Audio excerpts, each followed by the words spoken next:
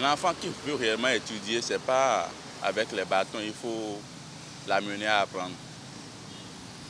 Ce n'est pas avec les bâtons, le bâton, il faut l'amener à apprendre.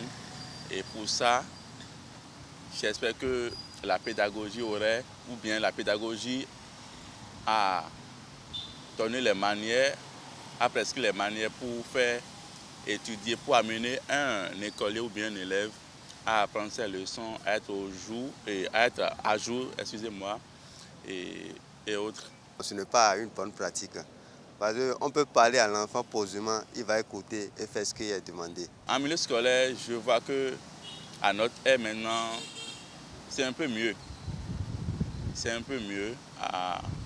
Depuis quelques années, ça ne se... Bon, ça ne donne plus... C'est pas ce que nous avons vécu en notre temps. Donc, réellement, en notre temps, l'homme n'avait pas le choix que de subir.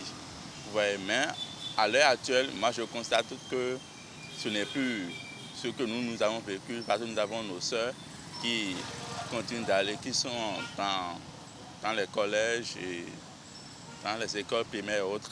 Bah, nous pouvons vivre. Bah, nous pouvons... So, par exemple, vite, il y a une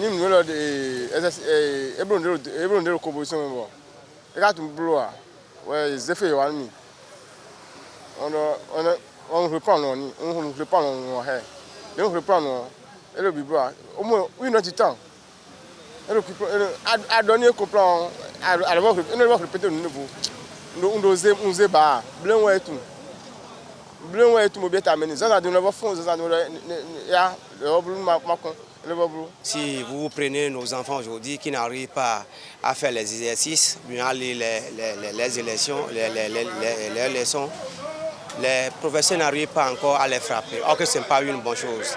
L'éducation aussi à la base aussi doit être accompagnée avec le bâton aussi. Sinon sans ça là, nos enfants n'arrivent pas encore à faire les exercices. Il y a jamais le temps de révolution. Quand on a temps de Kérékou 1, temps de Kérékou 2. Ce temps de révolution, Il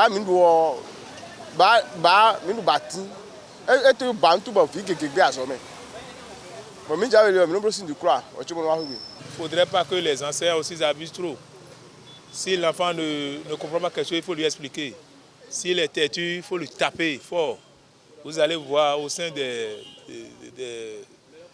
collèges catholiques, vous allez voir qu'à chaque fin de rentrée, ils sont toujours sortis meilleurs parce que c'est la rigueur totale là-bas. 1, 2, on va te taper dur. Tu es obligé de comprendre ce qu'on te dit. Donc à l'école, ce n'est pas pour s'amuser. Les enfants d'aujourd'hui ou bien les enfants d'hier aujourd'hui ne sont pas les mêmes choses.